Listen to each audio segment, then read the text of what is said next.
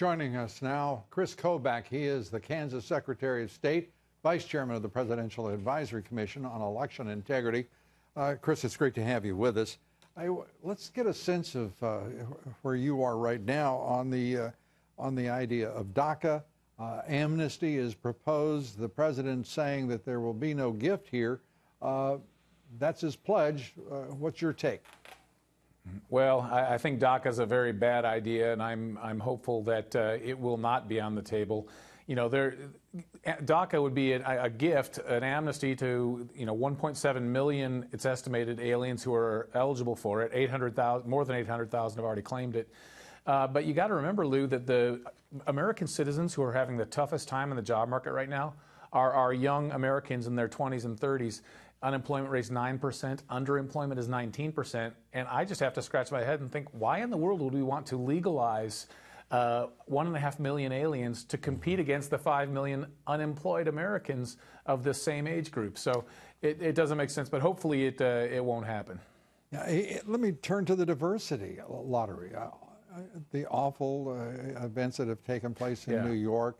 The worst casualties, the death toll, since September 11th, 2 weeks ago.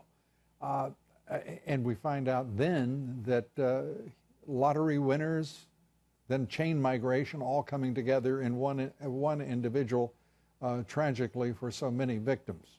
Your thoughts? Yeah. Well, so the diversity visa lottery, for viewers who don't know the details, it's a lottery that's been around, originally started in 1986, then it was codified again in 1990. And Chuck what it Schumer does is introduced the legislation in the U.S. Senate. Yeah.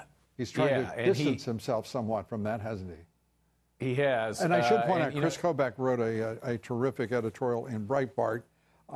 And Kris, let's go to the issue here. The president has said he wants to end it. Does he have the power to do it?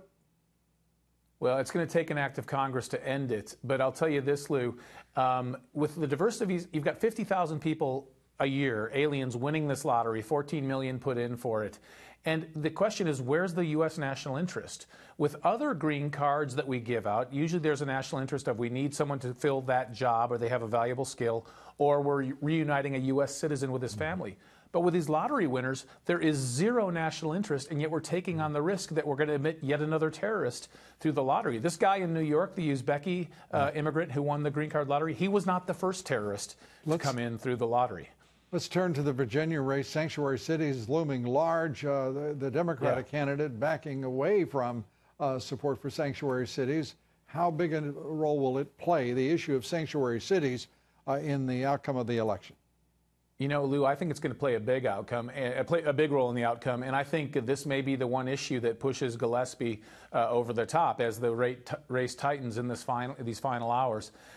Sanctuary cities, you look at it in the polling, you look at it in voting, it cuts across party lines. Independents, Democrats don't want sanctuary cities either. And in the case of Virginia, you've got many cases of aliens who've been either deported and come back, or who haven't been, who have committed horrific murders. And people in Virginia recognize that sanctuary cities endanger them. And we've got 340 jurisdictions already across the country of sanctuary cities, some in Virginia. This is something that I think Gillespie has rightly latched onto and said, hey, I can do this, and I differ from my Democrat opponent.